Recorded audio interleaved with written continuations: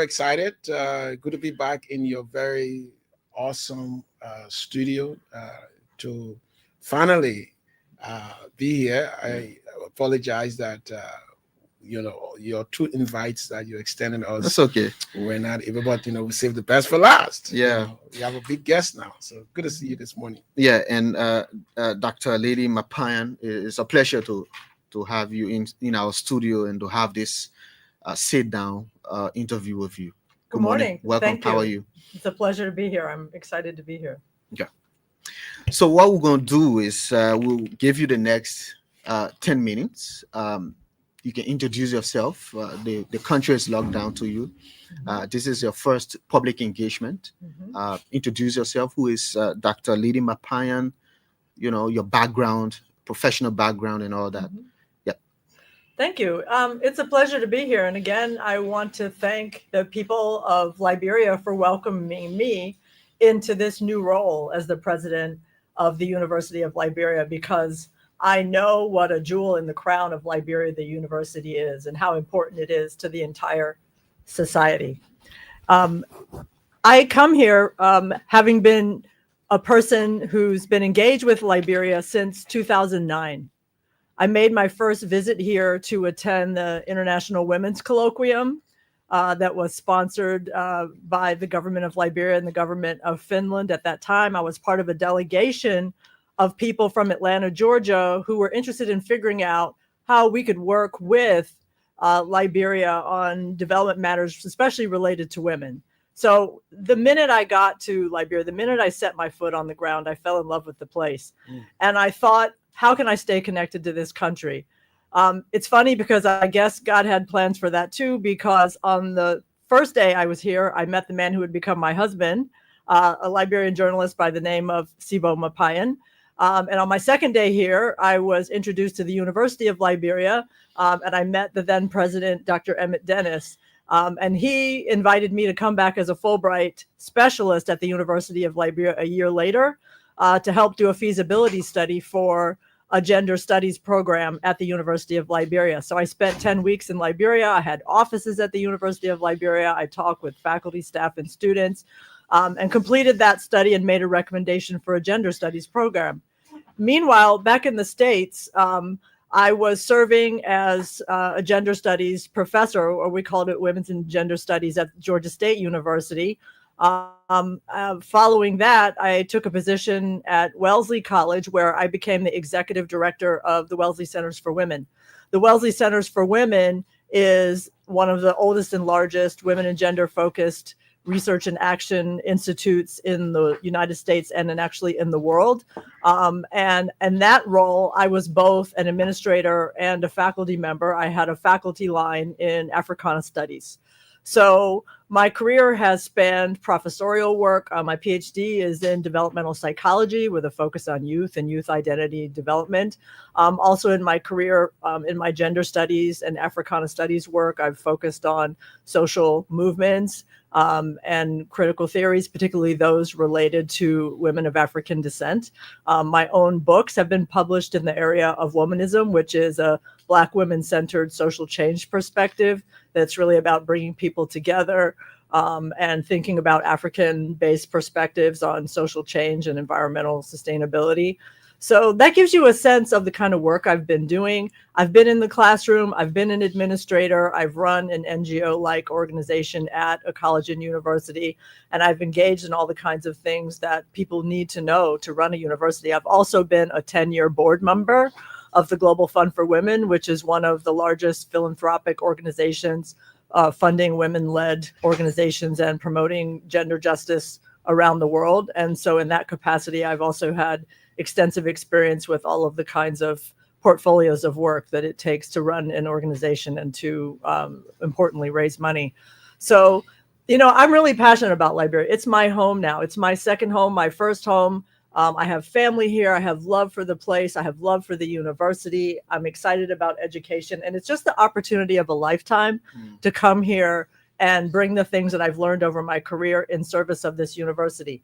We all know that the University of Liberia has some challenges, but what can I do to help overcome some of those challenges? What can I do to make the University of Liberia return to its place of pride as Liberia's flagship university and really lead the nation educationally and in terms of research and scholarship. So that just gives you the most basic outline of what I came here to do and who I am, and how I got started. But I certainly am open to your questions. Yeah. That's going to be the exciting part of today. It's going to be a marathon of questions and answers. Anyway, but I just wanted to know, just before my colleagues can come in, how did you get to know about this vacancy at the university and the interest to apply in the first place, and all that? Yeah, that story of how that connection you got interested into applying in the first place. Right. Well, that's a great question, because everybody who knows me well knows that I've always said, oh, if only I could leave the University of Liberia. So I had, a lot of friends sort of on the lookout for me. And one of my closest friends and collaborators since my first trip to Liberia is Honorable Cynthia Blanford, who at one time served as the consul for the state of Georgia, for the Republic of Liberia in the state of Georgia in the U.S. And she said, oh, have you seen the vacancy? It's out. And I said, oh, no, I hadn't seen it. But she shared it with me, and I immediately applied. This was back in July of 2024, because the announcement came out in June, and I learned about it in mid-July, and I got my materials in by the end of July. And after that point in time, I was interviewed in early September. And that means you were shortlisted. Yes, I was shortlisted, but I didn't know the internal dynamics of the search. I didn't know, how many candidates there were, or whether that interview was the shortlist interview or the long shortlist interview or what. But I was interviewed. But before then, did you know anybody on the panel? In terms of on the search committee? No, I didn't know the search committee until I was introduced to the search committee in my interview, and that's when I met the members of the search committee.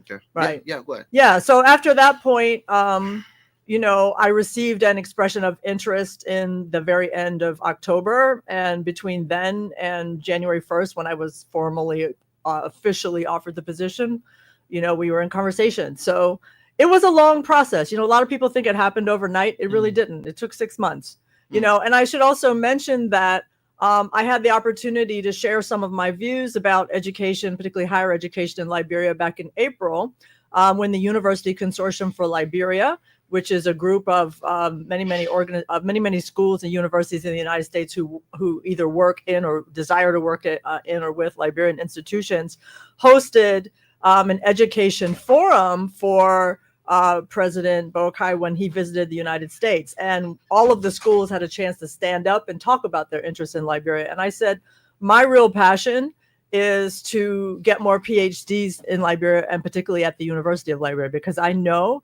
how badly the civil conflict decimated the faculties of Liberian institutions. And, because I'm passionate about higher education, and I've been a supervisor of PhDs and, in PhD programs in my own career, I thought, how can I be helpful to enable more Liberian academics to achieve PhD and then come back and serve Liberian institutions, because it's badly needed. So I expressed that as my passion in that room. And, I think that was the way I was able to introduce myself to the nation and my interest in higher ed here. Yeah. Thank you. Dr. Marparyan, it's a pleasure again to be here. You in your inaugural address, you referred to the university as a legendary institution, once a jewel educational institution in Africa. I want to know, what is your knowledge of the history of this university beyond your first experience in 2009? Do you know about this university, and what is it that you know about it? Well, I think the information that I've gotten about the university, particularly during the pre-conflict era, has been from a few different sources. For one, I've talked with people who either attended, were affiliated with, or knew about the university. I've gotten a lot of information from my husband, who has a very clear memory of what the institution was like before the war, as you can imagine. But other notable people in Liberia that I've spoken with have talked about how the University of Liberia wasn't just important in Liberia, it was important in the sub-region, and that people came from all over, even as far away as South Africa, to study at the University of Liberia. And I've also seen some video footage of the university in the 1960s and 70s, you know, that just shows what an inviting place it was, you know, how tall it stood in the educational environment at that time. And as you craft your vision for the university, do you think that it is possible to get the university back to that standard, given the conditions in that right now? Yes, of course I think so. I wouldn't be saying if I didn't mean it. Now, whether I can do it in 4 years or 8 years, I don't know. But I certainly can set it on a course. You know, I think that the number one thing that the university needs is more resources, because there's only so much you can do when you're very stretched for resources. And so one of the things that's most important to me to do during my presidency is to generate other streams of income and in-kind support for the university from the global community. That's something I'm very committed to. And, you know, I'm thankful that my past experience has given me some leads and connections, and has given me the know-how to go out and fundraise. You know, I think that for a long time, the university has relied heavily on government funding and sort of imagined government funding as the universe of funding, you know, for the university. And while one of the things I most admire about Liberia is the emphasis that the country puts on education, even so far as enshrining commitment to education in the Constitution, because not every country does that, we still know that in this day and age, to run a world-class university takes a heck of a lot of resources. And every university that I've ever encountered has streams of income from multiple different sources, some public, some private, you know, foundations, bilaterals, multilaterals, private donors, you know, mega philanthropists, you know, there's just a variety of sources. So, and the other thing is too, many universities have a fairly sizable endowment that contributes some predictable investment revenue every year into the institution. I think the University of Liberia deserves the same. So, you know, how can we work on that? How can we pull together other people around the world who also love Liberia or love higher education or love this university specifically to do some of the good things it needs? Yeah, Ines, you want to come in? So you just brought me where I want to ask some of the questions necessary for the development of the university. Mm-hmm. Someone out there thinking out of the box who asks or is wanting to ask, why did you take on this task?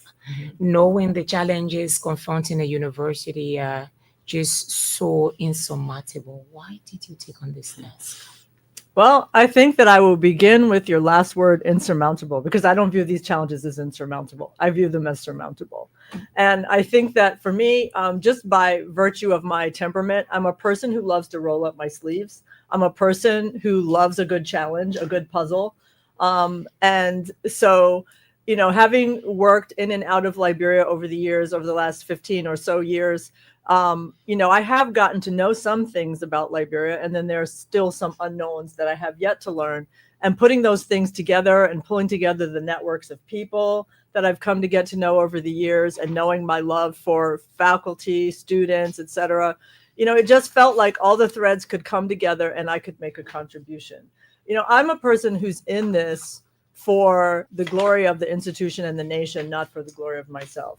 You know, I'm not a person that needed a cushy presidency. I'm a person that needed a job to do, something where I had some talents to contribute, and I could keep myself busy doing something that, you know, required that hard work and challenges to figure out. So to me, this is sort of like, you know, an enjoyable task. It's something that feels like the culmination of what I've been trying to do for many years. How do you intend to tackle these challenges you've listed? I think that with any set of challenges, you have to start by getting an understanding of the ecosystem. What is the nature of the challenges? What is the root and the source? How do the challenges interact? And then when you understand that, you have to think, what is the end goal that I'm trying to reach? And then for each one of the parts of that ecosystem or that puzzle, you have to design a causal chain. You have to design an idea of what's going to cause the outcome we want, and how do we work backward from there to make a plan and then follow that plan. It really is a very complex research and planning exercise in my mind. You have to separate out the challenges, you have to define the solution to each, and then you have to think of the steps that get you to the solution. You also, importantly, have to come up with reasonable timelines. One of the things I know about Liberia is that people often feel so frustrated that they want things immediately. And the reality is none of these complex challenges can be solved overnight. So part of the job is managing the expectations about the timeline and saying, okay, let's come up with this solution together. Now let's understand all the steps that will get us to the solution. Now let's come up with a reasonable timeline, and then let's proceed through that timeline together. I think the idea of people collaborating to make changes is very important. I may want to lead a process, but I can't do it all by myself. Part of the job is inviting other people to participate and contribute, helping other people to get excited about the problem-solving process, and helping every person to identify what they might contribute to the solution. Okay, Dr. Marparyan, let me remind you of something you said in your inaugural speech. You said, however, since I arrived less than 1 week ago, my sense about the urgency of certain issues has increased, and now I'm inclined to add some action items to my first 100 days to-do list. Yes. Can you disclose for us the items that are contained in your 100 days to-do list? Sure. What are they? I mean, the very first one was just to ensure that the university reopens. I know that the hiatus that the university had been on after the last term ended has been really a frustration to everyone. So working with the different constituencies to bring people back on campus and really open the doors, even if we haven't solved all the problems yet, has been job one. And that's what I have been working on in the first 2 weeks. Another thing that has been of high urgency has been the arrears related to the part-time faculty. That is a real sore spot on campus. And that is something that I've already put in motion solutions for that. And while I don't want to speak out of turn and say exactly how that's taking place, that is already in motion. Another thing is about the bathrooms on campus. The whole campus, the entire physical structure needs renovation. And there were, in fact, some important updates and small renovations that were made in the last few weeks to months. But the reality is there aren't enough usable bathrooms on campus right now to support the workforce or the student population. And no one can really go through their workday or their school day without access to adequate restroom resources. So I've been working with the Vice President for Administration and other actors in government to make sure that we can actually get some bathrooms reopened. Those are some of the really, would say, low-hanging fruit. But there's some other things that are a little bit of a different nature that I've also been working on. One is that I care a lot about gender equality and I care a lot about disability inclusion. So, pardon me. I've been meeting with people and making decisions that promote gender equality and disability inclusion as well. Okay. And maybe I will start with, I want you to expand more on the issue of the payroll, the yes. faculties that complain about salaries. Have you met with them? And what are the issues? What are the main issues here? I have met with the faculty on multiple occasions so far. I've met with the leadership of the UL Faculty Association. I've also met with I've visited the General Assembly of the ULFA as well. And on both occasions, I've expressed my feeling of sympathy with their concerns. I mean, I've been a faculty member. I know what it's like to not be, paid adequately or to run out of funding when you're a faculty member and to feel like you can't do your work, you can't come back to work, you don't have good faith. I certainly sympathize with that. And so, I prioritize that with both the VP of Finance at the university as well as the Ministry of Finance. And I said, we've got a real problem here. What can we do to accelerate things? And I was, given a process that if we follow steps A, B, and C, we're going to accelerate. Now, a lot of people think that means that the government is going to give us more money to cover the arrears. It's not. we have to take that out of the current year's budget. And that's just a reality. And that budget is already a budget that's 80 to 90% personnel only, which leaves us very little for any other university operations. But against that backdrop, it's an act of good faith to make sure that faculty are getting paid. I want to regularize faculty pay, but it's hard to regularize it if you still have arrears hanging over your head. So that is the part that I've prioritized out of my commitment to regularize faculty pay. Do we know the amount owed faculties as it stands? It's not all faculty. It's just a subset of faculty. And I don't have an exact figure at my fingertips. But what we do have is we have records of all the faculty who have and haven't been paid arrears. And so with the Vice President for Finance and Fiscal Affairs, we've been, pulling that list together, submitting it to Ministry of Finance so that we can accelerate the payment of those arrears to the people to whom they are owed. Before my colleague Vesity comes in, you also promised to look at the payroll and verify errors and all that. Have you done that? What are the errors? It's too early. Well, I haven't seen the payroll yet. Right now, I'm working on the arrears. Looking at the master list of everybody comes next. I want to get the arrears dealt with first, and then I want to return to the master payroll and make sure that there aren't errors. So I'm working closely with the Vice President for Finance and Fiscal Affairs, as well as the Ministry of Finance, to get that process started. Everything is one step at a time. Okay, let me take you away from the depth of the issues, and let's come back to the general issues facing the university, Dr. Marparyan. Sure. There are concerns. In fact, a lot of the public believe that you landed the job on the basis of your ability to reach out to outsource funding for the university. A lot of people believe that that was your advantage. Now, you spoke about it earlier, and those listening now want to know, how soon, because you spoke about the budget for the university this year is already 90% down to recurring expenditures.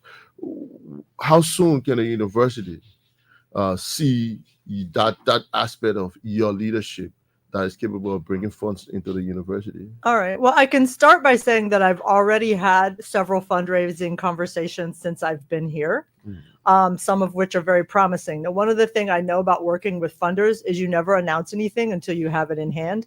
And while you're in the phase of negotiating with a funder, you don't jump the gun and go on the radio and say what they're going to do. So I won't break their confidence in that way. But I can tell you that I have already had several fundraising conversations, some of which look very positive, and I have others online for February. So I expect that within my first 100 days, I'll have some good announcements to make. One thing that I would like people to know about fundraising is that many funders for universities or for higher education in general are most likely to provide funding for various kinds of projects rather than general operating funds. And also I should mention that any kind of fundraising that relates to infrastructure and buildings is its own unique category of fundraising. And I'm not engaging in that type of fundraising right now, but over the course of this year, I expect to begin doing that. I think that there are a lot of decisions that we need to make at the university about prioritization. What kind of projects do we want to get into first? Which ones are necessary to the function of the university versus which ones are for things that we'd like to do but aren't absolutely necessary. I think what I really want to do, though, in sum, is to move the university from a place of merely surviving to a place of thriving. Right now we're just getting through, we're just eking by. That's not a good way to stay long term. Liberia has so much more to offer. The university has so much more to offer. How can we get it to be a place where there's a level of thriving, of innovation, of really showcasing Liberian genius and, the Liberian intellectualism in its unique cultural context? And how can we share that with not only everyone in Liberia, but with the rest of the world? That's the potential that I want to develop. And the fundraising, the overall fundraising scheme is going to help us move from merely surviving to thriving. The university should be a place for academic excellence. It should be more than just a place where people go to school and go back home. So because currently as it is, it's just about going to school and coming back home. How do you transform the university from being a place where people just attend classes to Mhm. being a proper academic institution? Right. That is a great question. And, when I gave my inaugural address, I spoke of the 5 E's as being my platform for making that transformation at the university. The first E is education, because education is our whole purpose. Education is the reason we exist. If we educate, we're doing our job. If we don't, then we're nobody and nothing. So education is the reason we exist. The second E, however, is effectiveness. Is education effective? We all know that people can go through the motions of going to school and come out with a piece of paper that says you graduated. But did you actually learn something that you can show, with which you can make an impact, with which you are actually helping other people or moving your society along in some way? Have you gained mastery? So do we have the kind of education that allows us to showcase the effectiveness of our student learning, as well as the effectiveness of our faculty, staff, all aspects of the university?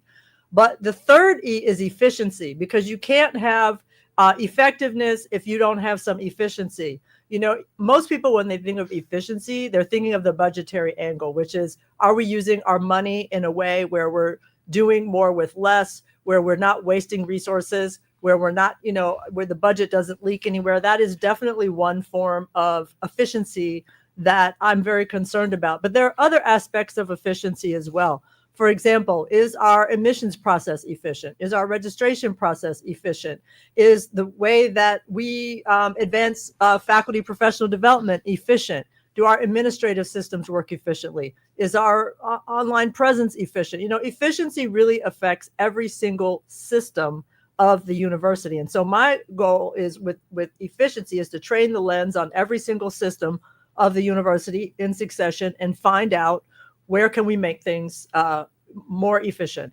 And then the fourth of the E's is excellence. You can have education, but maybe your education isn't the best, or you can come out of school with a degree, but maybe you didn't do your best. I want to encourage a culture of excellence where people are doing things to their highest and best degree, where they're not only striving for academic excellence, but they're also striving for moral excellence. They're also striving to be great citizens and great contributors to the Liberian society, to Africa, and to the world.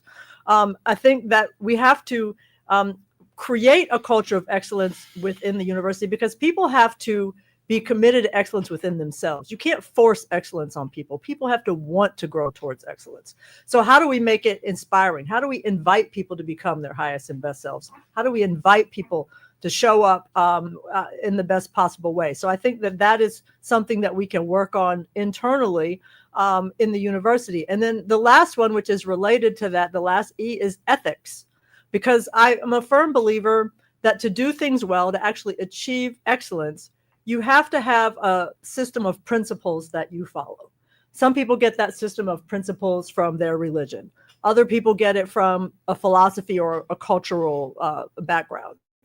But the fact of the matter is, if you don't have guiding principles, you aren't going to know right from wrong. You aren't going to know good from bad. You aren't going to know beneficial from something that is unbeneficial. And so I want to cultivate attention to ethical systems that we should follow to make ourselves better students, better faculty, better administrators, better staff, so that, we are always moving towards the good, always moving towards the highest and best version of ourselves. So that's my underlying philosophy. So let me bring you back to your inaugural address, Sure. Which was a part of your 100-day deliverable, Mhm. where you spoke about having a predictable calendar for the University of Yes. Liberia. Mhm.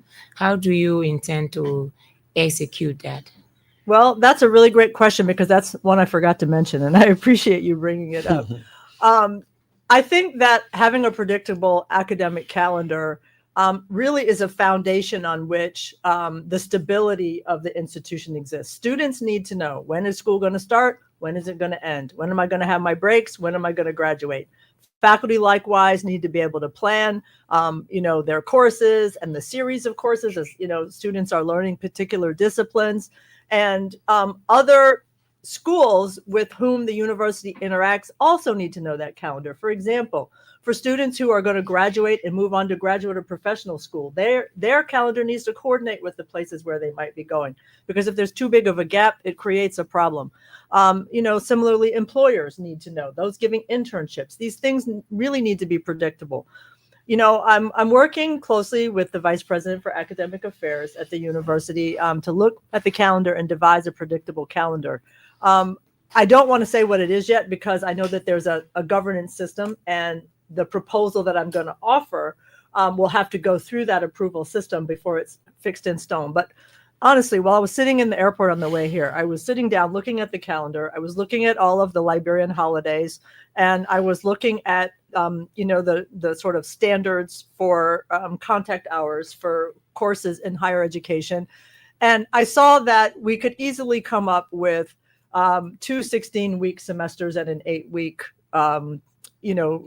term in between, a sort of a double semester, and that it's workable, and we could do it predictably in a way that has students starting late in August, ending before the Christmas and New Year's holidays, coming back after that, finishing in May, and then having some June, July, August shorter courses.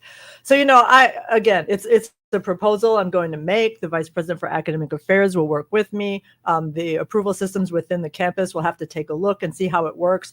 But it would align well with many other institutions. It would put students in a position of greater opportunity. And it would also enable us to catch up in some respects in terms of some of the time that people have been out of school and need to catch up with their coursework to graduate on time. Let me put on you this jacket. Okay.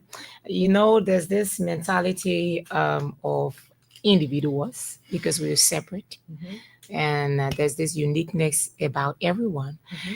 Have you been bothered with this mentality or this thought of Liberians saying, this woman was in a competition with other Liberians, why didn't I select them? Mm-hmm. They selected her. Have you been bothered by these statements? No, I haven't been bothered by them, because I understand why people would ask the question, and it's a very legitimate and understandable question. But I think that the nationality or the Liberianness of the president is only one of many factors. I don't want to presuppose what the search committee saw in other people's files. And I also don't know why specific individuals who might have been very good candidates for the presidency may have chosen to apply or not apply. I wasn't privy to that part of the process. And so, I trust the search committee to have made the decision that they think is best. And I can understand why people, say this is the National University of Liberia or a sovereign nation. This is an important reflection of our culture, et cetera. That's a very legitimate argument. But I also understand that maybe there were some other pressing needs, and they felt like I was the best person at this time in history to fulfill that. And so all I can do is do my best to do good on that invitation to serve the institution. I see you. What's that slogan? Well, I think that it's very important to connect with people. And I'm actually a person who really loves people. And when I say in my inauguration speech, I know you're referring to it, I said, I see you to the students. I said, I see you to the faculty. I said, I see you to the staff. I said, I see you to the alumni, because I really do feel a relationship and a kinship with each of those constituencies. I've been a student. I've been a faculty member. I've been an administrator, a staff person. I've been an alumna of a higher ed institution. And I've worked with all of those constituencies at various points in my career. And I know the struggles. I've lived the struggles. And how can I not let people know that? It's common in academia, at almost every institution I've ever been at, where there's some kind of a feeling of distance between faculty and administration, or students and administration. It's almost like the administrators are up on some hill, separated from everybody else. But that's not really the truth. I'm not separated from everybody else. I'm part of everybody else, but I have a unique job to do. So I'm going to do that job in service of all of those constituencies. And I need them to know that we're together in it.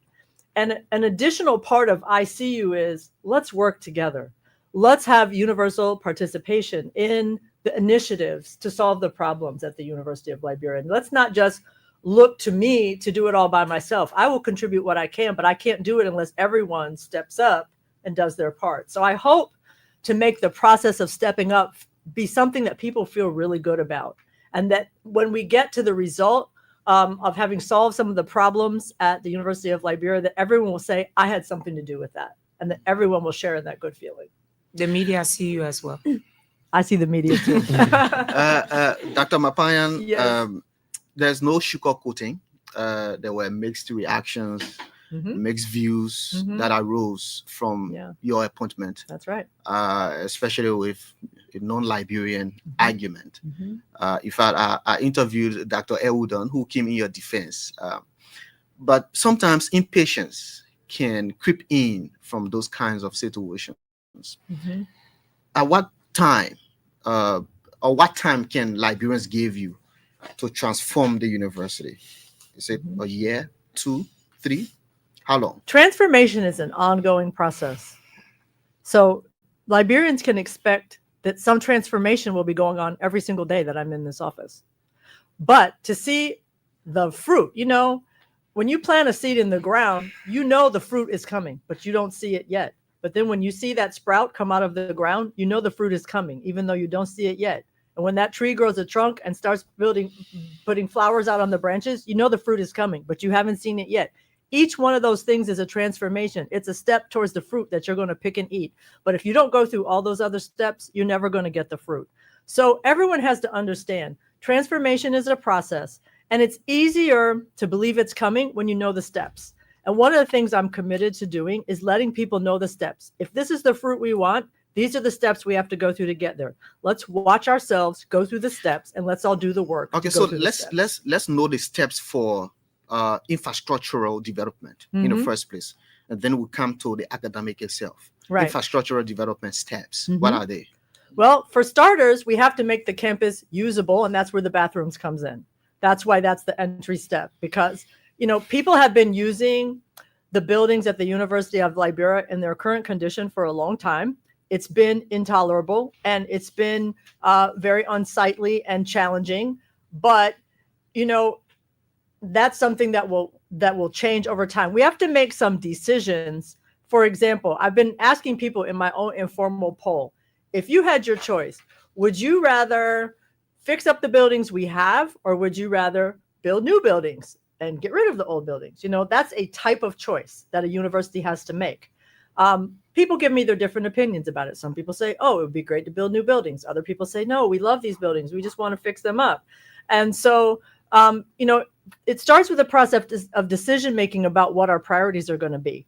And then thinking about buildings that are fit for purpose. One of the issues on any old campus building is often it's not set up for technology, modern technology. So you have to think with all the buildings, what needs to be done to make this building accommodate modern technology? But you can't just accommodate the modern technology of today. You have to think, okay, how is technology going to change over the next little while? And how can you kind of prepare for what might be next with technology? Otherwise, you'll just have to do the building over again. So, you have to ask yourself these kind of series of questions. And then you have to ask yourself, are buildings being used for what they were built for? One example would be classrooms. What number of people was this classroom built for? Was it built for 25 students and now we're putting 50 students?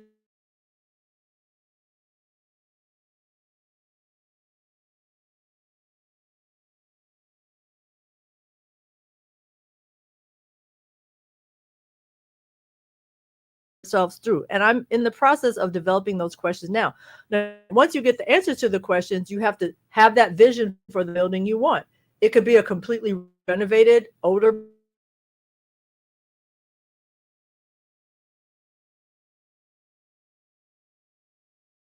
for that building. And then you've got to go out and fundraise for that budget. But based on the opinions that you're sampling, what are the most popular?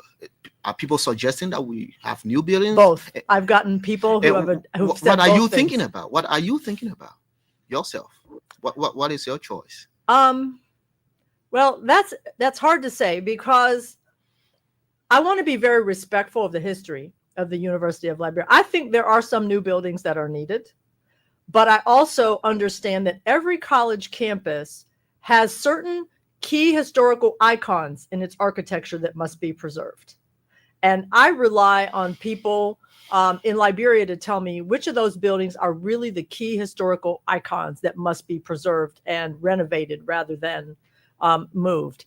I also know that at the Fendel campus, there is a larger land development plan. The Fendel campus has a lot of acreage, and there's a vision for a university city in the Fendel area. That's a long-term plan. It's a public-private partnership. It's not just the university building more classrooms, but it's other kinds of businesses and buildings and organizations that support that very wider life at the university that you were talking about. If you go to other, universities, for example, let's say you go to Harvard, which is in the Boston area where I'm coming from, the campus itself, the Harvard's own buildings are spread out all over Cambridge, but in between them are all kind of businesses and other organizations so that people have a real feeling of a college community there. Fendel should feel like that. At some point, Fendel should feel like a college or university community. So we need to think carefully. There is a plan for that development, but parts of the plan still have room to be developed with more specificity. So I'm excited about that. And I think every Liberian should be excited about that, because even many other African countries have university cities and have other kinds of developments around their universities that support campus life and the experience of students, faculty, staff, and administrators. So we've known the steps toward infrastructure development. Let's know, what are the steps to improving learning at the university? There are several factors to that. One is, I think it's really important to do a credentials audit at the University of Liberia to make sure that everyone is in the right field and has the right credentials for the field that they are teaching. Pardon me.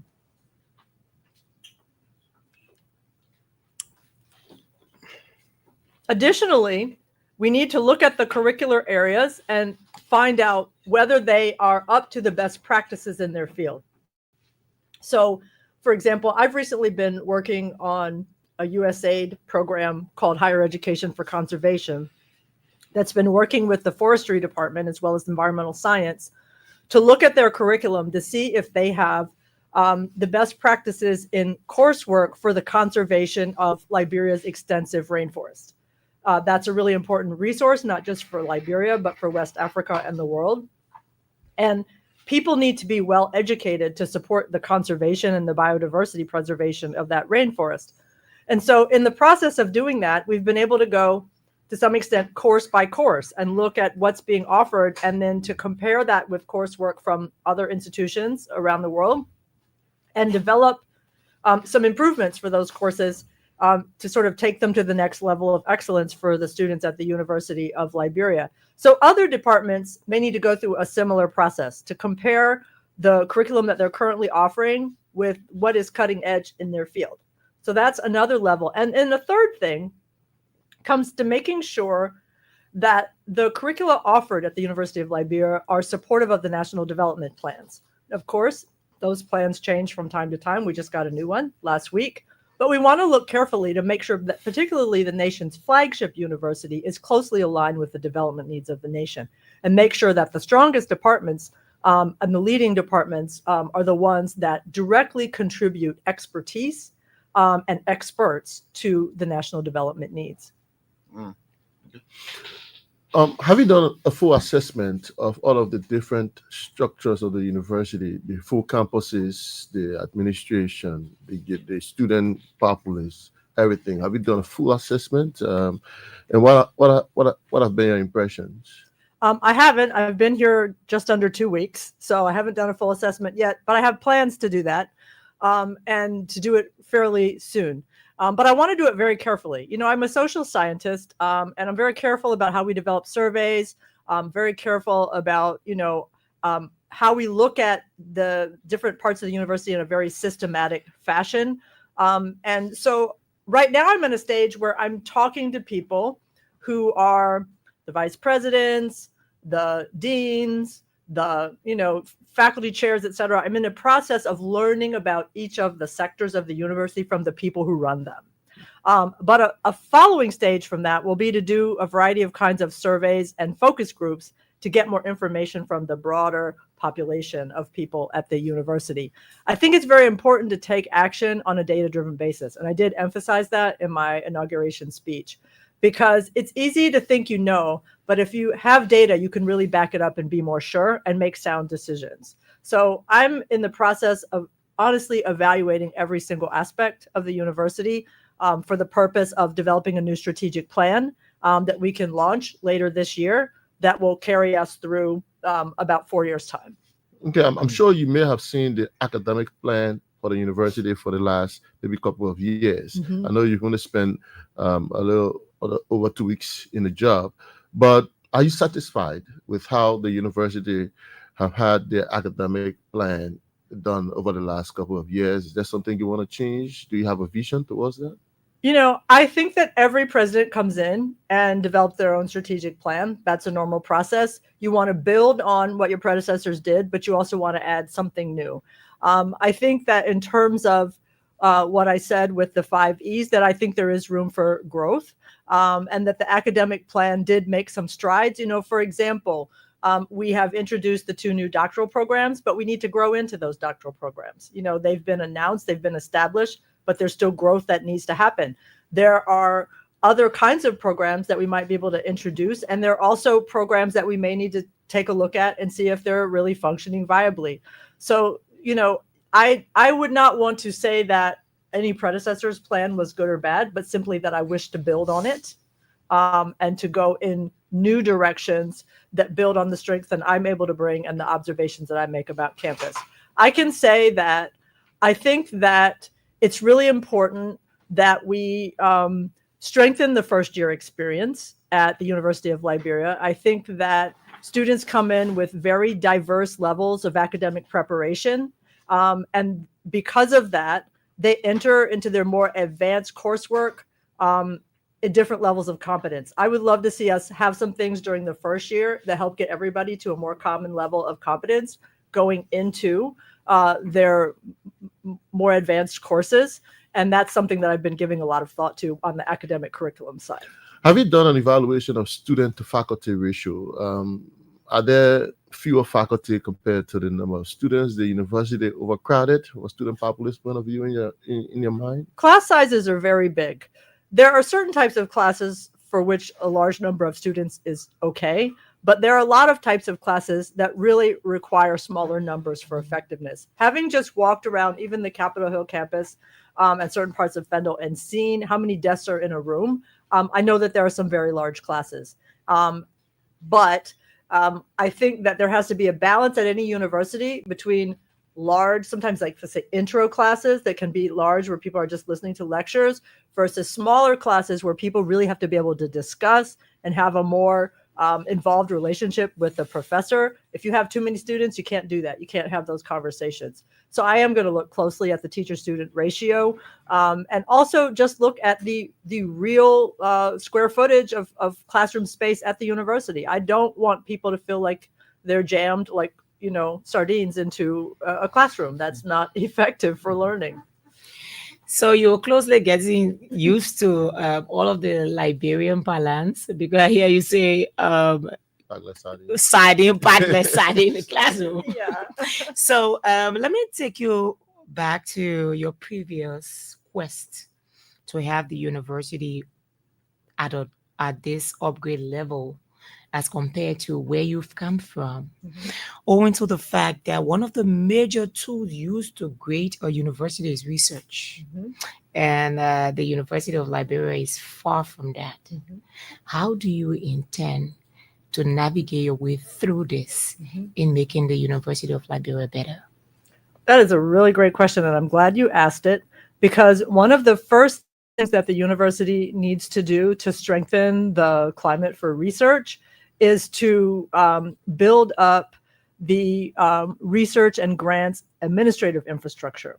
There are certain things that research grantors need to see in place at a university before they can make a research grant.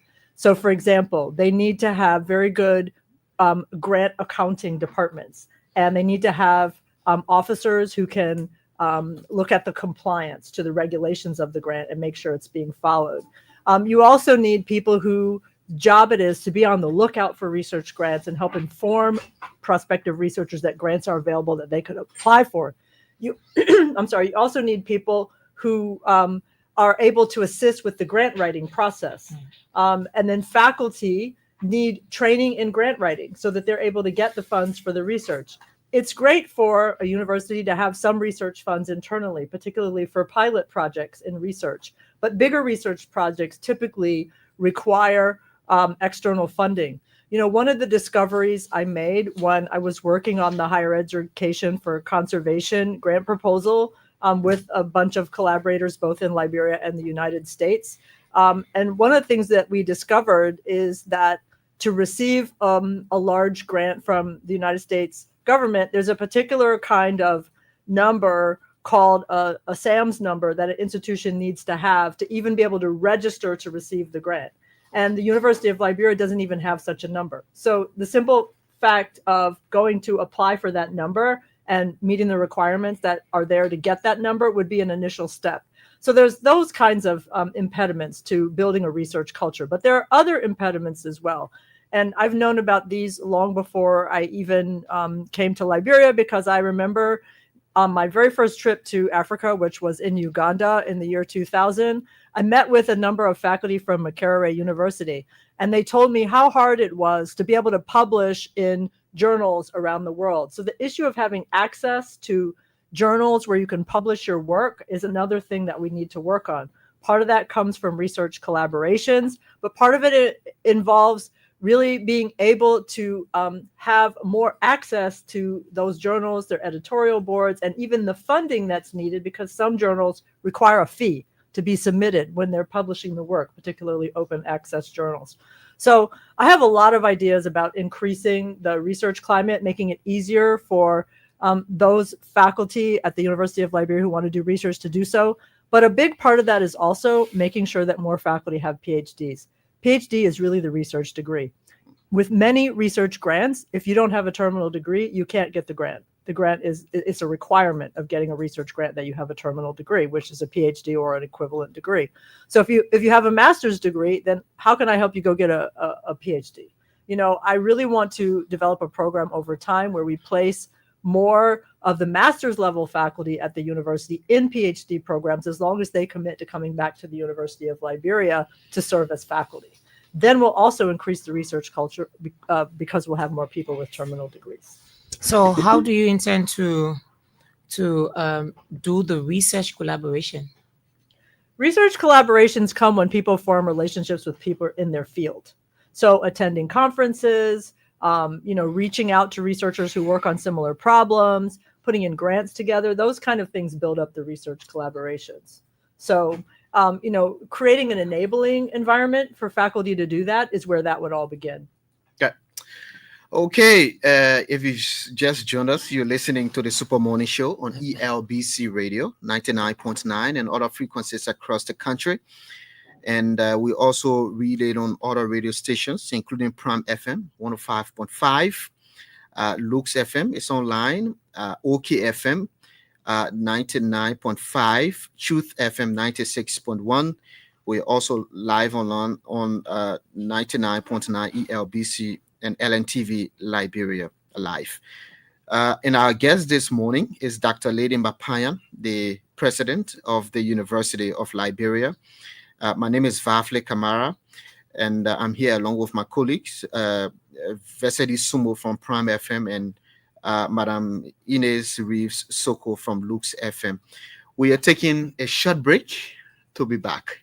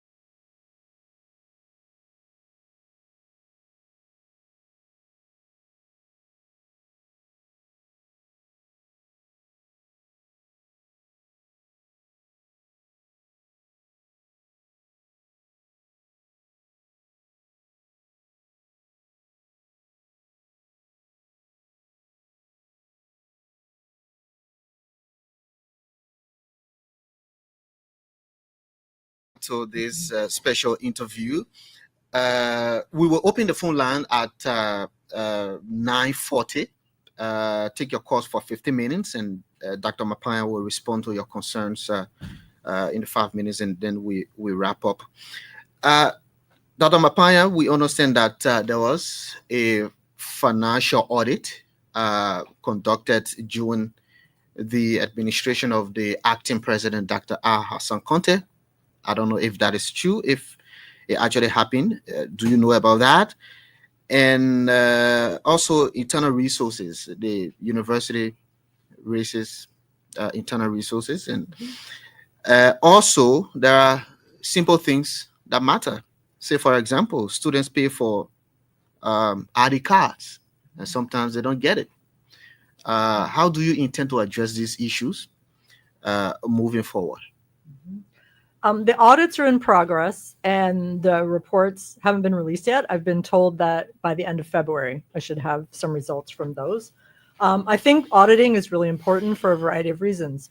One, because it helps keep us on track, but two, because many funders require audit results before they'll release funding. So to be able to provide audit results to funders is really, really important. It's my intention that we'll have annual financial audits at the university. There are other kind of audits we need as well. I know that there's also an audit of the tuition-free policy, a performance audit being conducted. So as I get those results, then we'll evaluate, we'll see what next steps are. But I very much value audits because they provide data and they give suggestions about what we can do better. I'm all about constant quality improvement. You know, what can we always be doing to be better than we were yesterday? So welcome it. Now, in terms of the ID cards, I just had a conversation with the Vice President for Student Affairs yesterday to understand what's really going on with the ID situation.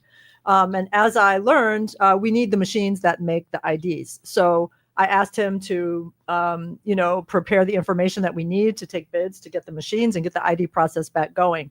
I think IDs are really important as a security measure on campus. Students and faculty need to be able to wear their IDs and really distinguish themselves as a member of the university community. I know that we've had issues at various points in time with people who weren't members of the university community coming on campus and sometimes causing some issues. And so having IDs would be one way to help prevent that.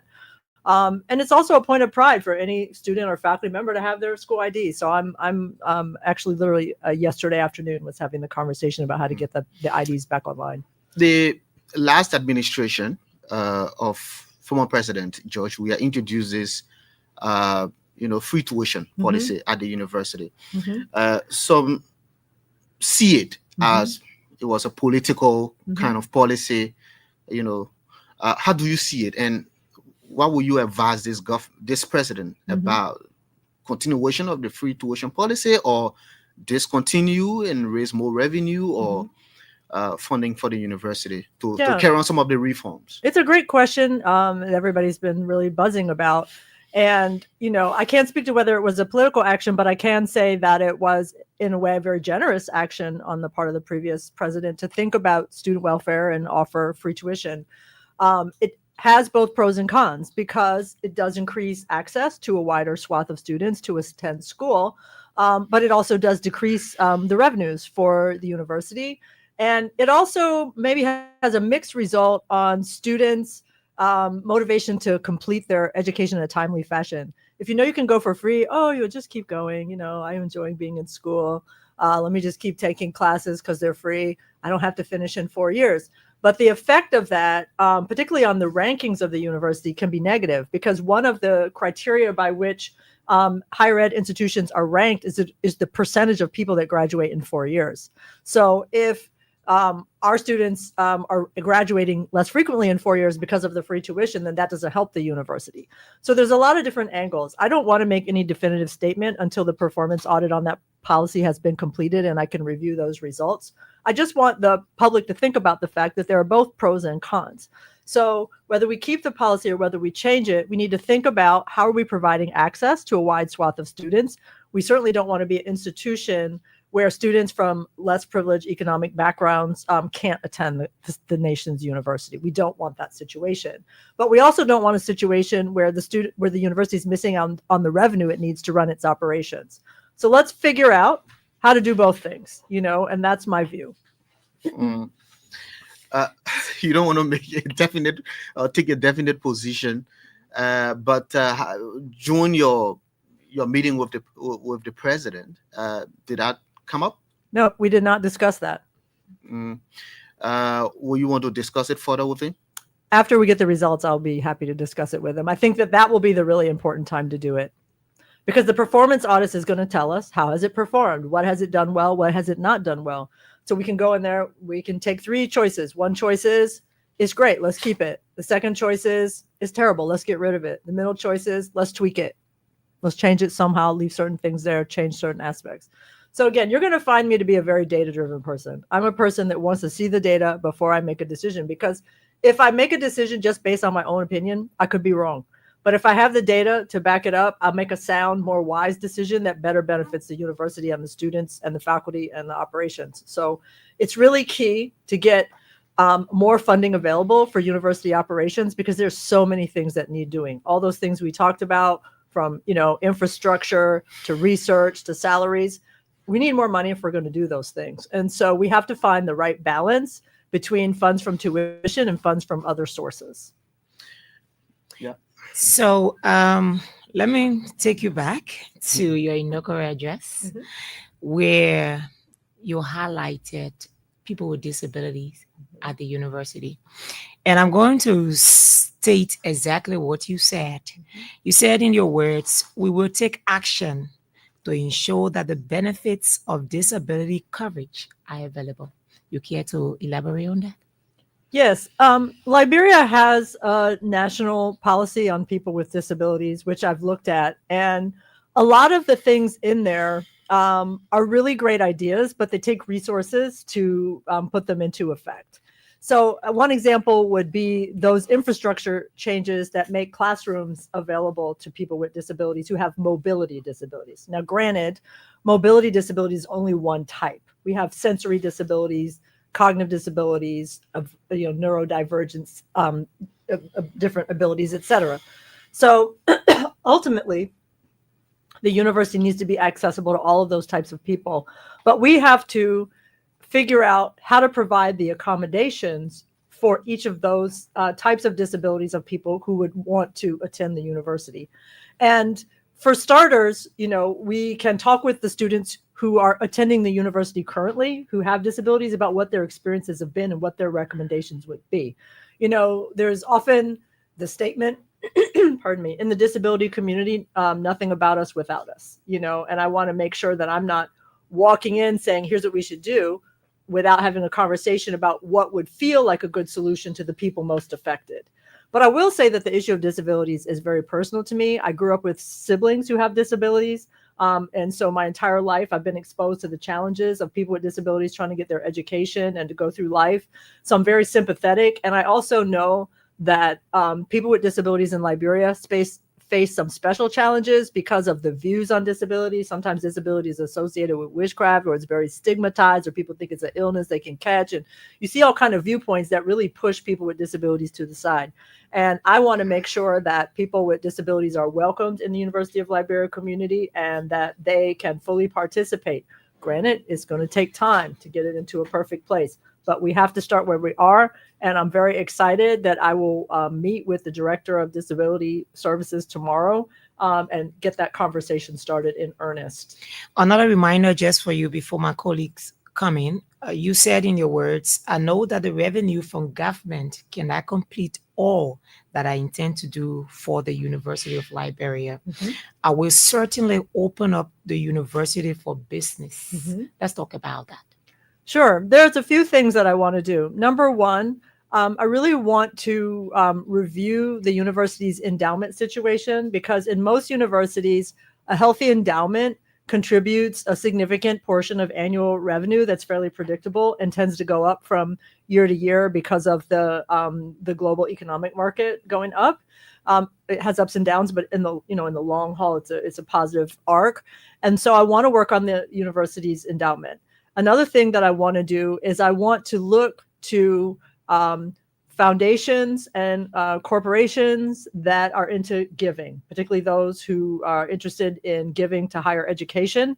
I want to take our show on the road, let them know about the University of Liberia, not only what our needs are, but what are our strengths? What are the things we like to brag about? I want to go out and say, we have this gem in the rough and your funding could help us polish it. That's the story that I want to tell. I need to develop a case for support to be able to carry it to different funders. And I also know that there are high net worth individuals who like to give beyond the corporate and foundation world. And there are also bilateral and multilateral funders, many of which are already familiar with Liberia and already funding in Liberia. I know, for example, I had a very favorable conversation with UNDP and UN Women yesterday. UNDP has already been funding things at the university, and I said I'd like to talk with you about doing some new things. And so that's what I meant when I said showing that we're open for business and that we want to collaborate. Okay, Dr. Marparyan, there were 20 lecturers from the College of Education, and they were sponsored by the World Bank through the Ministry of Education ARA's program, and they went out for studies. They came back and they were promised employment.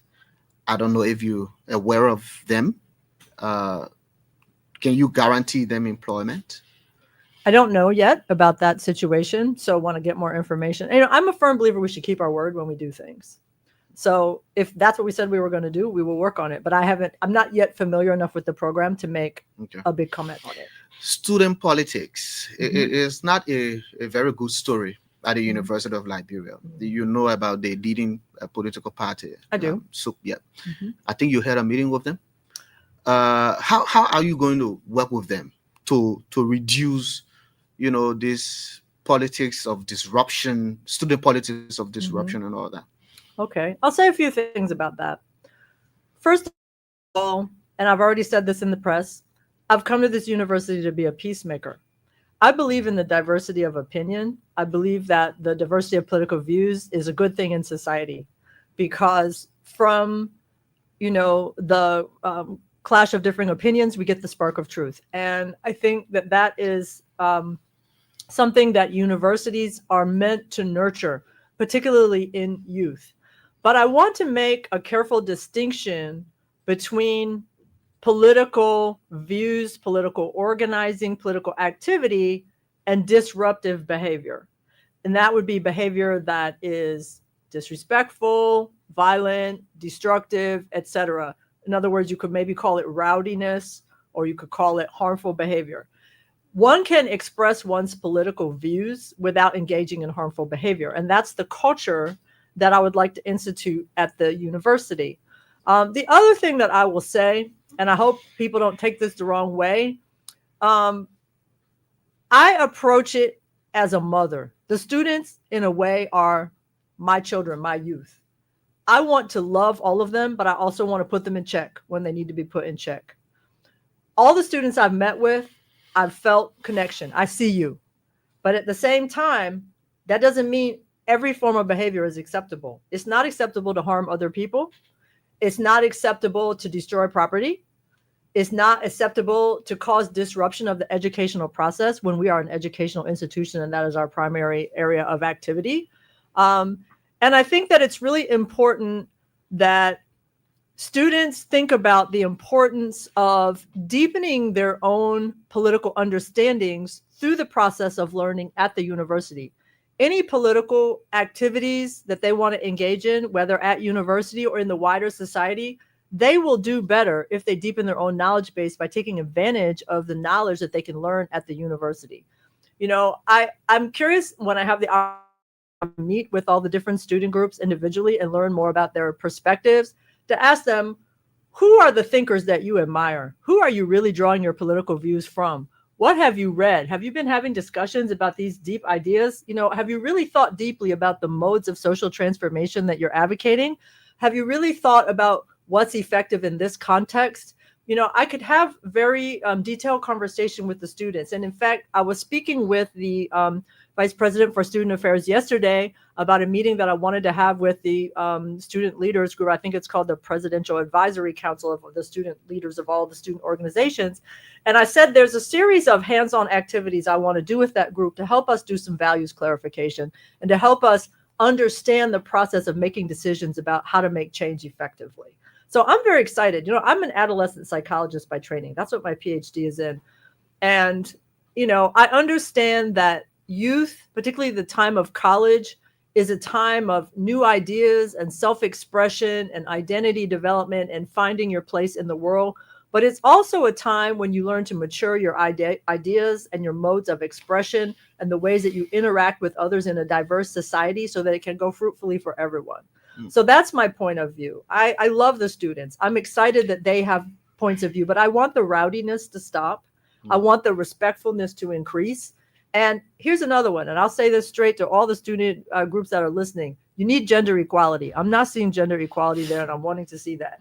And so please figure that one out, because that's going to be part of my engagement with everyone. But any specific reprimand for any student or student group that will engage into how you describe some of the activities? If students engage in behavior that violates the student code of conduct or is breaking any law, they need to experience the penalties that are associated with that. But there's a difference. There's a fine line that has to be carefully inspected between punishing individual actors who have done the wrong thing and banning a whole group.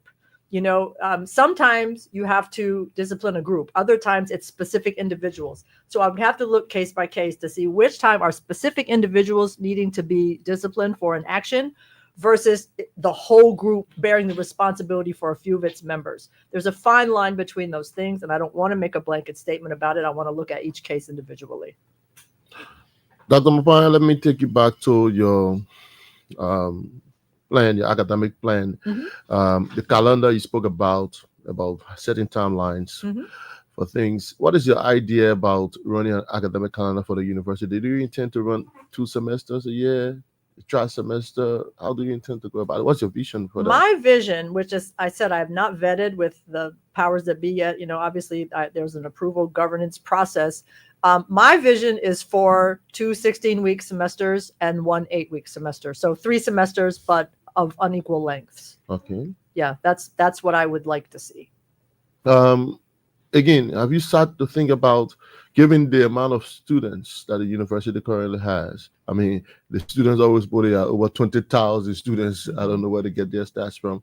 But given that is the amount, what is your vision about how many students the university should be putting out for graduation every year, and what should be their take-in number, and what should be their graduation number? Something. It goes back to the real estate. How many classrooms? How many people can fit in those classrooms? What are the right teacher-student ratios for effective teaching?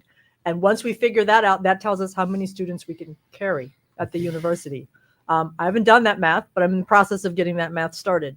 That's when I would be able to answer that question. My sense is that there's overcrowding. Part of the reason I think that is because, having seen a graph of the growth of the university budget and the associated number of students over the years and faculty, it is nearly doubled over 20 years. When the University of Liberia was first built, whether the Capitol Hill campus, the Fendo campus, or both, what was the intended size of the student body? What can it really carry? If you live in a house and your house is built for 5 people and you have 25 people in your house, you know what it's like to live there. It's not easy, right? Everything starts to have a problem. Your bathroom's going to overflow. People are going to catch each other's sicknesses. You're going to, have people arguing because everybody's up on each other. This is what happens when you overcrowd any physical space. So we do have to assess what can we really carry. And then we've got to build the population size of the university around what it can really carry. And I think the other factor that is also part of the equation is financially, what can we carry?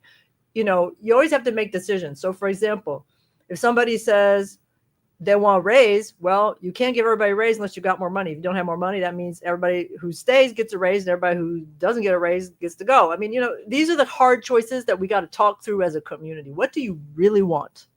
What's really important?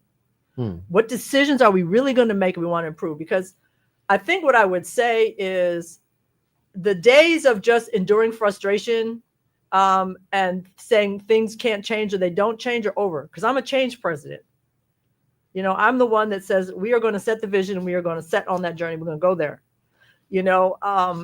But I'm also the one that is candid and honest and says all change involves sacrifices. So what are we going to choose to sacrifice? What consultations will lead us to that decision together? Okay, there have been concerns, sorry, Ernest, there have been concerns from the public that the university opens up its entrance process for everybody. Mhm. And then there's this huge number of influx of students wanting to come to the university through the entrance process. Mhm. Whereas the university is only anticipating admitting certain numbers, Mhm. and then all the rest of the other people just forfeit. They just Mhm. lose their money and Mhm. don't get the opportunity. Are you going to look at that? Absolutely. So that there's a specific amount of persons that the university Yeah, it intends has to be to reasonable, fair, and transparent. We Okay. shouldn't lead anybody to think that they're going to be admitted if they're not. And we shouldn't use admissions as a way to generate revenue. That's not fair to the people who are paying that. I mean, I don't know for sure that that's what's done, but if it is, then I would want to change it, because we have to be good to the people we serve. Primarily, we serve students, and we have to decide this is how many students we can take. To get that many good students, we have to let this many in. I mean, it's a known factor in higher education that to get X number of students admitted, you have to let X larger number apply, Y larger number apply. That's normal. It's not that it's not 1-to-1. Because you have to have a pool. You have to be able to choose, the best and most appropriate students and make sure that each department has some and all of that. That's a normal process. So we're not saying that the pool won't be wider, but we don't want it to be infinitely wide. We don't want to mislead people. And I'm not saying we are. I'm just saying if we are, we will stop. So you earlier spoke about sacrifice. Mm-hmm. And it brings me to a question about sacrifice. Mm-hmm. So with the many good plans and commitments that you have to bring the state premier university to a place where it is second to none or first to none in West Africa, what is that ultimate sacrifice you think is required to have those achieved, whether from students, the faculty, or the national government? That's a really good question. One single sacrifice will not do it. But I think that the most important sacrifice is the sacrifice of the point of view that we can't change. Anybody who thinks it always has to be this way and always will be this way has to let go of that view.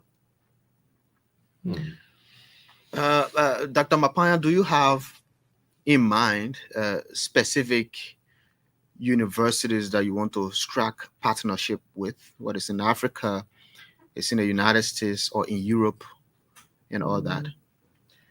I do. Actually, one of the groups that I want to connect with right away is the group of institutions that are within the University Consortium for Liberia that I mentioned earlier.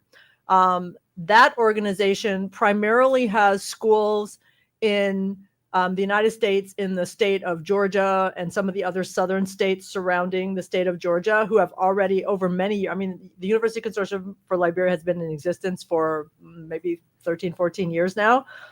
So we have a group of schools that's already committed to Liberia. So I'd want to start with that group.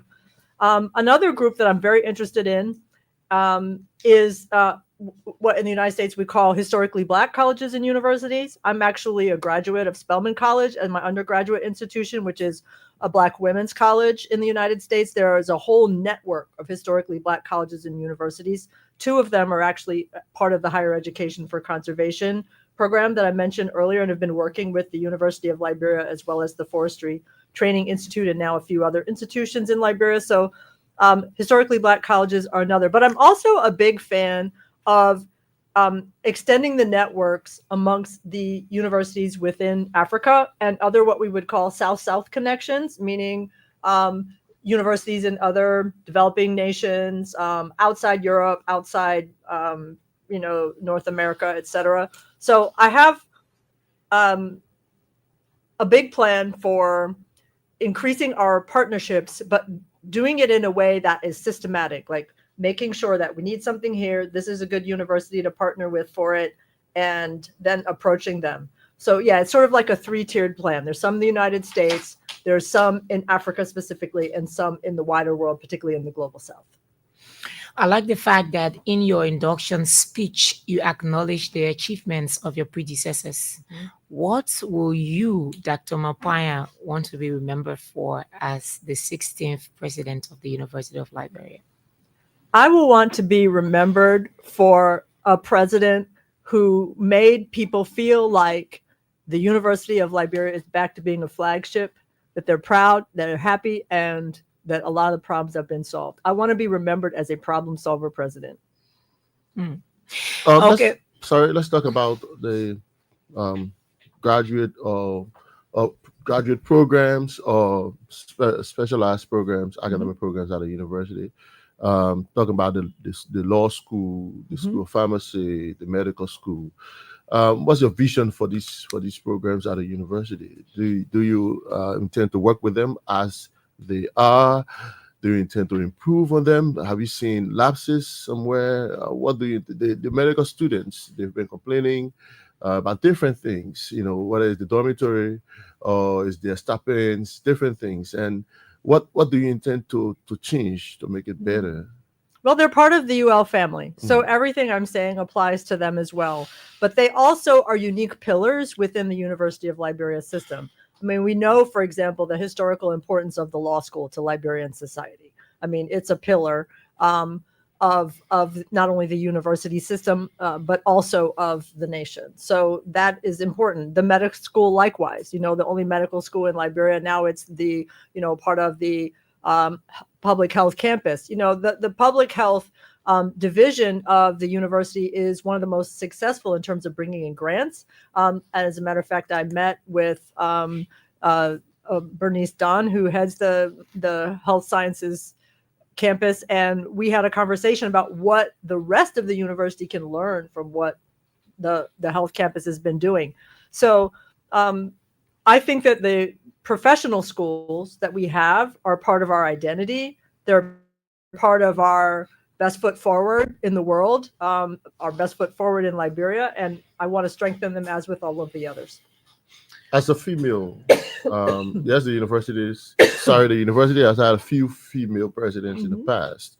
But given the status of the university currently, as a female taking up this task, does it feel different? I mean, I know you've read what the others have done in the past. You're taking over from interim leadership, which makes it a little more complicated. How does it feel, being put in this position? It's almost like being put in the limelight, maybe in a very difficult period. How does it feel, and how confident are you, given the folks you have to work with? And this is another question I was missing out on. How have you found those that you met at the university? How have you found them? And maybe the vice president for your relations, I want to know how they have found you since the last 2 weeks you've been at the university. Well, I can say in terms of coming in as a woman, I feel great. I have some great female predecessors. There have been 2 female presidents before me. And so the University of Liberia is no stranger to female presidents.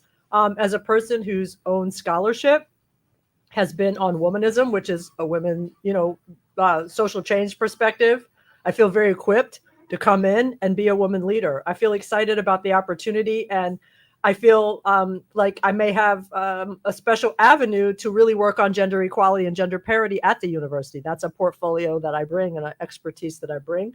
So I'm excited about that. And it's important for me to state that in terms of women's empowerment, I don't view it as women over men. I view it as men and women side by side.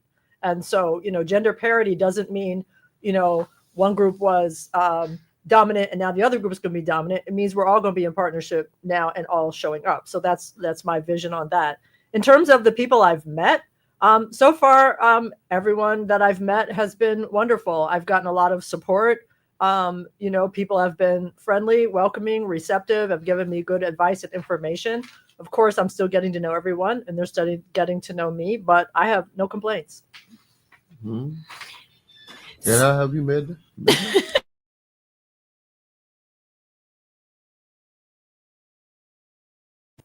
I had the benefit of working with at least 4 presidents of the University of Liberia. I started with Dr. Emma A. Dennis, and he was fond of, explaining the problems with the university, but using a very interesting metaphor. He would say, the university was financially struggling. In fact, it was on drip. It was in an intensive care unit, and that clearly, in many ways, underscored the challenges that he endured. But he was able to deal with those challenges, build synergy, build camaraderie with the faculty, the staff, the students. And then I had the opportunity to work with Dr. Weeks. She also came with this vision of, making the university one of the best in Africa. In fact, she coined this very amazing term, top 20 in 5. And she was doing different things. Unfortunately, her tenure was not very long. And then Dr. Nelson came in, doing the tuition-free policy implementation, and we did different things. And then, of course, the immediate past interim president, Dr. Conte, who over the last 4 months or 5 months was working on different things. I am very excited about what I'm hearing from our 16th president. Her vision that she articulated in her inaugural gave so much confidence and hope and optimism. And I think many of the students, the faculty, the staff that I interact with are very hopeful, but they're also aware that the challenges like you guys are asking her are enormous. But like the president said, they are surmountable, working together. Every time I pick her speech, her inaugural speech, or every time I listen to it online, I learn, I hear something different. And I think she has, over the course of this interview, explained in great detail her passion, her love for the university, what she wants to do. It gives me much inspiration, confidence. It gives students inspiration and confidence that we have to work together to make this university perform at the optimal level as she has articulated in her vision. It would take all of us working together, the convergence of different actors, the faculty, the staff, the students, the national government, the international community, our partners.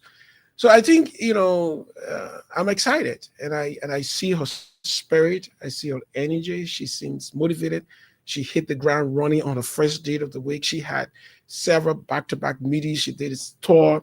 I was amazed at the incredible energy that she hasn't been 2 weeks yet. In my first meeting with her, and this is why we're here. In my first meeting with her, she talked a lot about different things. And she said to me, Norris, I want to be engaged in the media. I want to tell my story. I want to go out there. And immediately, I was impressed. Not many leaders of very important institutions will want to, in the first week or two of extending to their portfolio, come to the media, and get all the tough questions you are asking of her.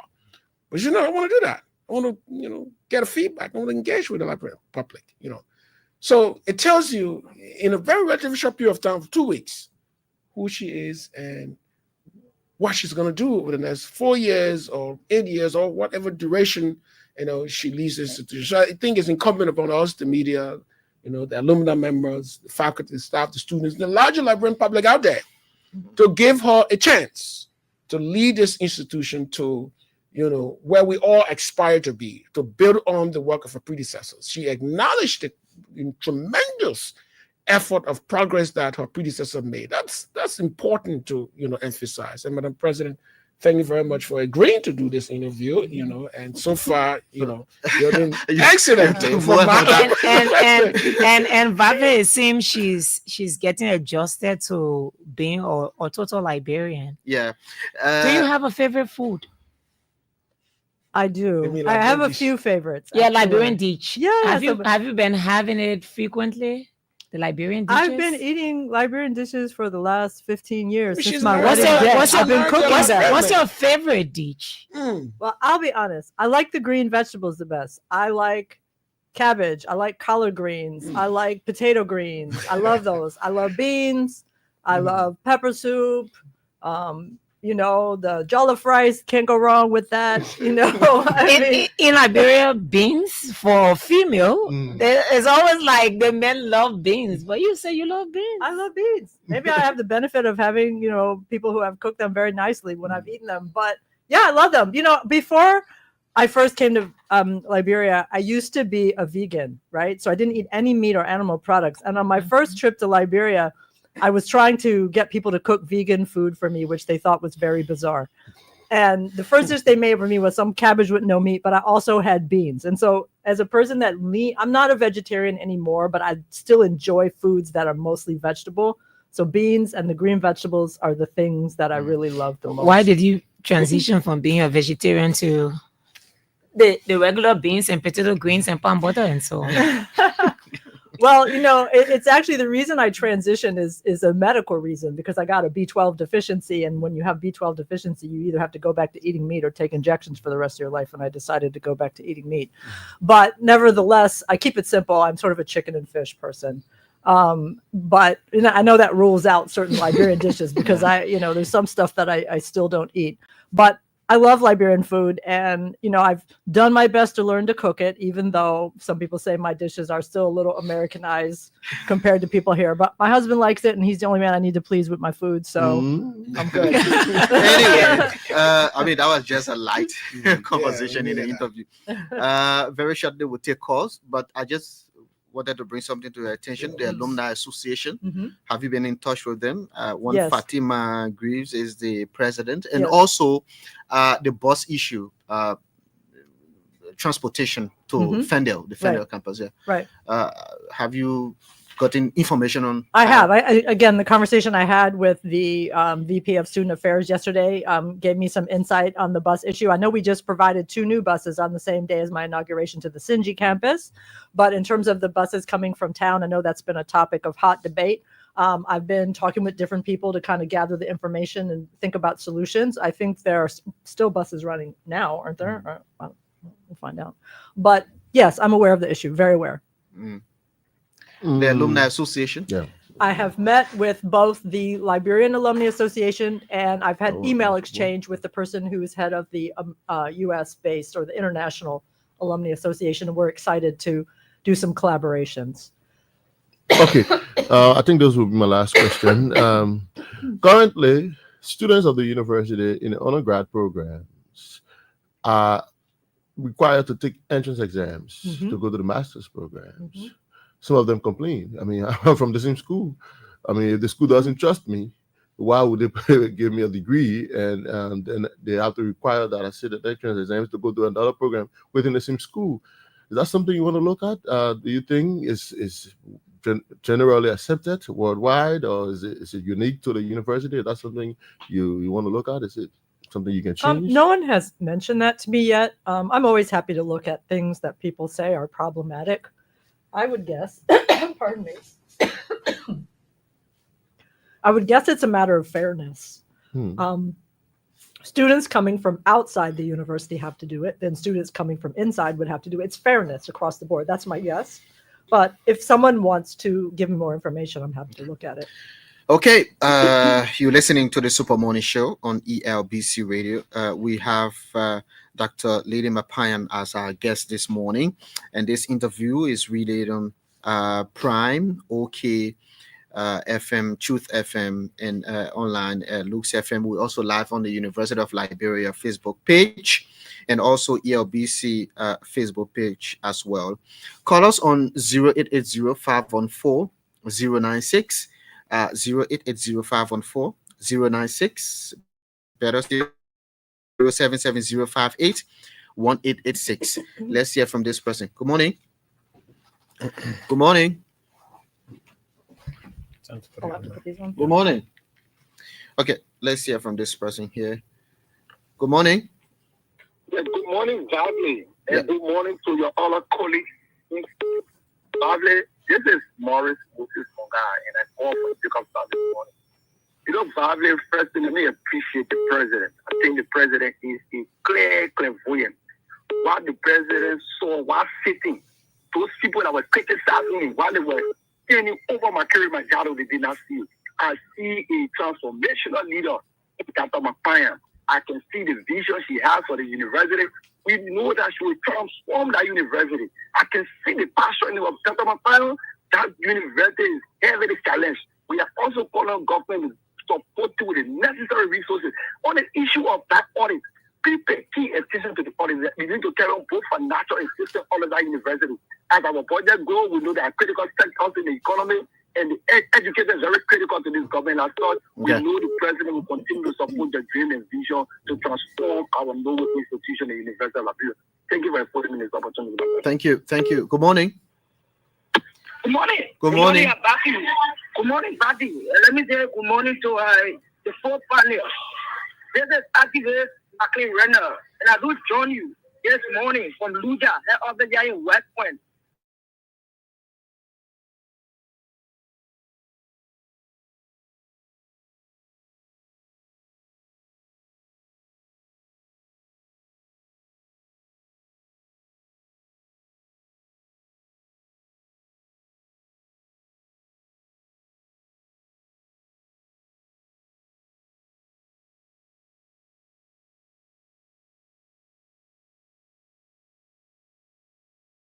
Those racologists on campus that will try to defeat you and throw rock at you. Finally, my last question.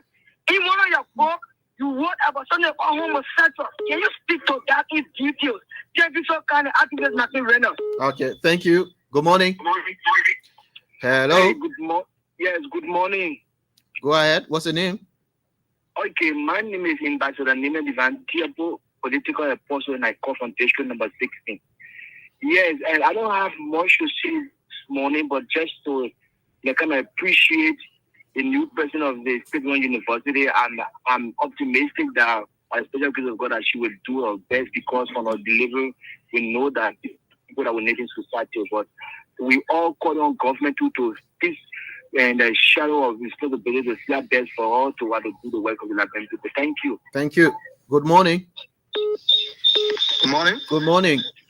Yeah, good morning. This is Ansu Pasui calling from Dubaro. Go ahead. Yeah, thank you so much for the program. And I'm a recent graduate from the University of Liberia, graduate from the economics department, and I'm so excited this morning listening to our current president, because we hold the university at our heart. And then I want the president to also look at the issue of students graduating and then not receiving their academic documents. You know, after graduation, other people try to look for other opportunities. And up to now, since September we graduated, up to now, we have not heard anything for the university to receive our documents. And I don't know whether the president is looking in that direction. And I hope she can look in that direction. And we will give her our full support, and we'll do everything possible that the university can try and move forward. Thank you. Thank you. Good morning. Hello. Good morning. Yes, good morning. Yeah, go ahead. You have to put live in your voice. Yes, sir. My name is Dakotna, and I call from Brazil. Yeah, let's hear you. So let me say congratulations to Dr. Marparyan for taking up the task of running the state-run university. We believe that her time, once she's given the support, is going to revamp the university and make it number one in West Africa.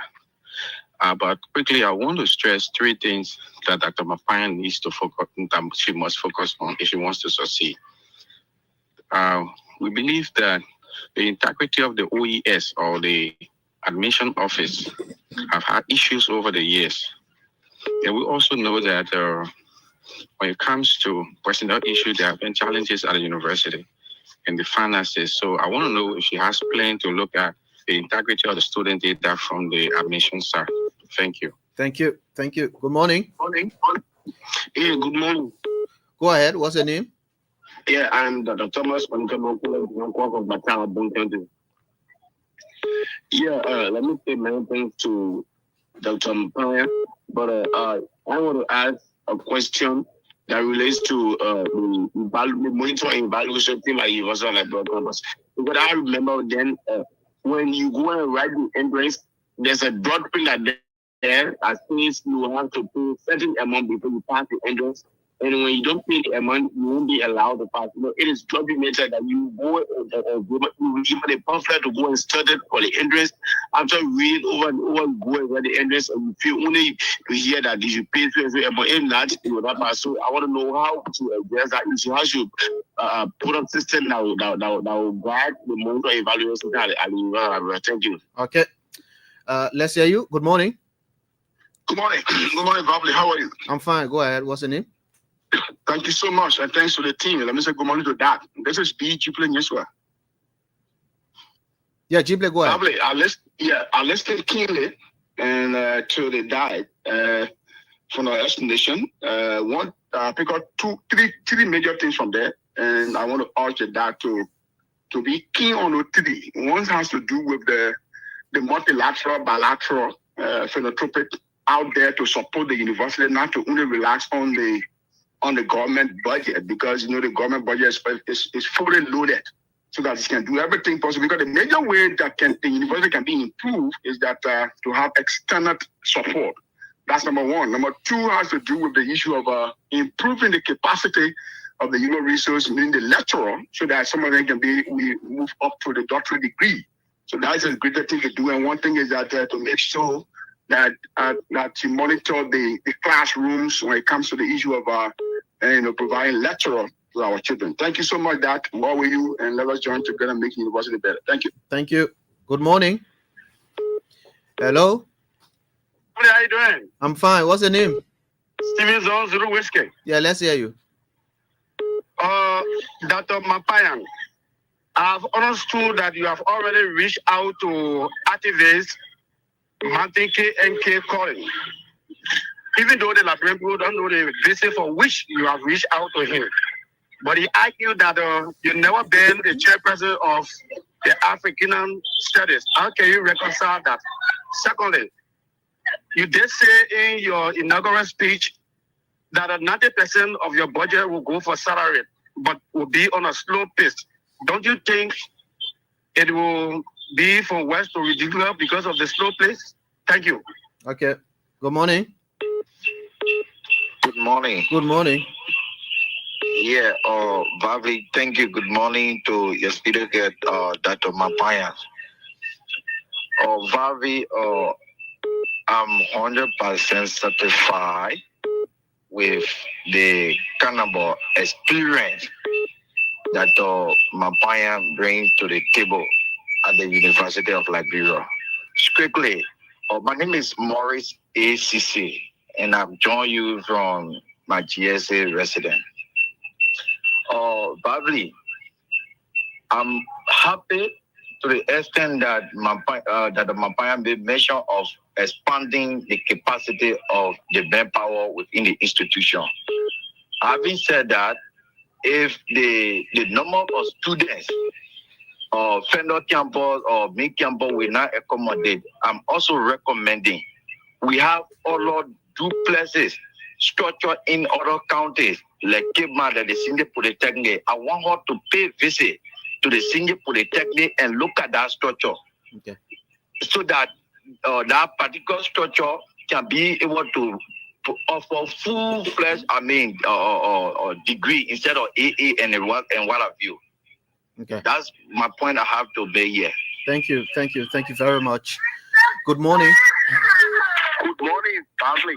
And let me say good morning to your panelists and as well to the studio guest, Dr. Marparyan. My name is Aloysius P. Flomo Jr. And I put in this morning from my Gidi County, precisely District 2. Let me say thanks to that. She spoke excellently when it comes to moving this premier state-run university forward. And one of the areas that you people ask for that you stress on is depoliticizing the issue that has to do with campus-based political activities. Yes, indeed, we understand that you cannot eradicate it completely from the campus of the University of Liberia, but with the measures that you outlined, I think we can dive in that direction. But my only concern here is, she's someone that comes from the Western world, especially the United States, where she has been working, and leaving such she has a lucrative job or position coming to Liberia to work. What really entices her to take that decision? Is it because she's going to be making some fast salary, or she's intending to revamp this university as compared to other universities in Africa and the world at large? Thank you for having me this morning. Okay, we can take at least 2 calls, then we'll go back. Good morning. Good morning. Morning. What's your name? Morning to the guests and I wear the panelists. I call you from District, and this is the voice of Akwe Boy Senior. I listen to the president of the University of Liberia, and I think she spoke collectively and she spoke well. But here is my concern, and I think it's very pertinent, and I would appreciate if the president has really addressed this point. And it has to do with this issue of academic fraud. We have followed the University of Liberia in recent years, and it has gotten some attention at this issue of academic fraud on the increase at the University of Liberia. And mind you, the University of Liberia is its own university. The issue of academic fraud with the practice at the University of Liberia, it only brings down the image of the university. So I have to ask the president this morning, what is the president going to do to either eradicate this issue of academic fraud or continue this issue of academic fraud at the University of Liberia? Okay, thank you. Lastly, good morning. Fabi, Good morning. good morning. Yeah, go ahead. What's the name? Let me say good morning to the other two panelists, Dodd, and good morning to the Vice President for Student Affairs. I'm in Monrovia, and my name is Petelos T. Over the second. Fabi, I'm a Christian, and as I grow older, I read the Bible. You know, Luke 6:45. You can be pray for us. Paragraph says, the last paragraph, sentence, I'm sorry. Your line is bad. You want to shake up a little bit? Okay. And Okay now. yeah, I think you can try, but I just want you to go straight to the point and just leave the Bible verse and all that. So yeah, no, I'm just trying to stay on this thing. You know, in transformation, University of yeah. You know, when the mainstream thing consistently in the practice and it's something that the person put out and the person wants to. So I thank God and that she will come with this kind. But I like the fact that she talked on conducting accredited city because this has been one of the issues that brothers, the president didn't. Okay. Credential audit. Okay. So we do that for the course and then go back to Dr. Marparyan to just respond to the main cause and the concerns and the questions and all that. Yeah. Well, I just want to start by saying thank you to everybody who expressed a vote of confidence. Having people in the general public who feel good about my appointment and see some potential for us to do some good things for the university, that puts wind beneath my wings. So I want to say thank you. In terms of the many issues that people expressed, I would say that the vast majority of them fall into categories of things that I'm either already looking at or planning to look at and do something about. I'm aware that almost anywhere I train my site, I'm going to see something that needs to be worked on. And I'm really hearing the concerns of the community about some of these things, whether it has to do with the admissions process, whether it has to do with the educational quality, things like academic fraud, whether it has to do with the physical infrastructure, just to use the phrase I've been using, I see you, I hear you, I feel you, I'm with you. And so these are the things I'm here to do something about. Give me a little bit of time to get things underway. Part of the reason that I really love the media and want to keep in touch with the media is because I know the public wants to know. And that's part of transparency. And that's how the Liberian public gets its news, is through the journalists and the media. So when I have information to share, I will share it. When there are updates, even when there are tiny little bits of transformation in the right direction, I plan to share that with the public. So I think you can look forward to more from me in the weeks and months ahead.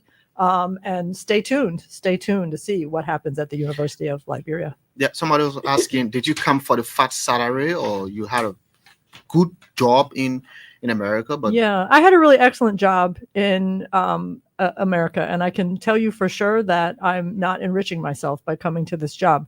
However, I can say that I'm here to serve. I came because I love Liberia. I came because I have a lot of valuable experience from my 30-year career in academia, and I want to share it with the nation that has been my second home. My husband, when I married him, said, "You're now a wife of Liberia." I've always taken that very seriously. I love this country. I'm here to serve the institution, the nation, and that's why I came. Okay. Your final words before we leave you, Doc? Well, just before she come in, I think there were a number of questions that Yeah. we jotted down, one of which was that, graduates especially those who recently graduated have Receiving not their received. Those diplomats will be ready by end of February, early March. So we just want to make sure that. Can you let the public know why the delay? Well, usually, we do this every year. Our diplomats. Today is almost like a culture. No, it's not a delay. Our diplomats are encrypted. They are securitized. They are made specifically with certain features, so it has not to be duplicated or tampered with. We live in a time and an age where people can duplicate things. So we have to work with the company outside of Liberia in the UK, and it takes time to put all the security features and bring it back in country. But we want to show those graduates that the diplomats will be ready in February, March. And I can say I just signed a folder of diplomas earlier this week, so they're on their way. Signing, yes. Mm-hmm. Yeah. Okay, that just finally your final words just before we leave you. My final words are: stay tuned. We are going to see changes, and we are going to keep in touch. And I look forward to hearing the ongoing concerns and ideas of the general public, as well as everyone who's affiliated with the University of Liberia. Yeah. Yeah. Okay. Ines? So I'd like to say thank you to the ELBC team for allowing us sit on their platform. It's a pleasure to be here. And thanks to all of you. Thanks to the president. I see you as well. Like I said, the media, I see you, and the media is watching you as well. Yeah. Thank you. Yeah, I mean, it has been a wonderful opportunity sitting here and having this conversation with you, Dr. Marparyan. And we look forward to, of course, following up on the work you do at the university over your tenure, and we wish you all the best. Thank you very much. Okay. But I want to say thank you to you for hosting, your two colleagues. We also want to thank True FM, Prime, and OK. These stations, along with ELBC and many others, are great partners of the university. This is Dr. Marparyan's first media engagement. She is going to be making rounds on these other stations. It will not always be a simulcast. So let me ensure those, because we'll be getting a lot of calls from friendly media and others. When she's coming on our show, but we wanted to make sure that we do this one simulcast, but sooner we will make our rounds. She has already said she wants to engage actively with the media. So thanks very much for hosting and making this come to fruition. Yeah. Great. That's the Super Morning Show for you. My name is Layli Kamara. Many thanks to my colleagues, Ines Reeves Soko from LUX FM, Vesegi Sumo from Prime FM. My name is Layli Kamara. Join me tomorrow for another edition of the Super Morning Show. Bye. Be there to help you understand. It's all about love. It's all about love. It's all about loving on each other.